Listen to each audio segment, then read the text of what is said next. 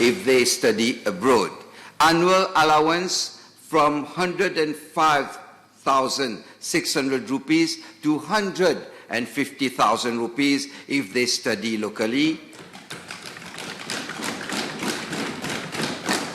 And entitlement on tuition fees and other related charges from 150,000 rupees to 225,000 rupees.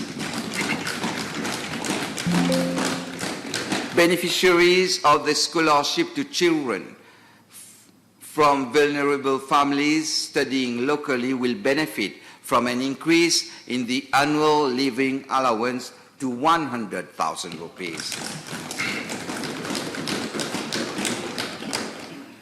Third, for private secondary schools, a minimum guaranteed per capita variable grant of 1,000 rupees will be provided to cater for basic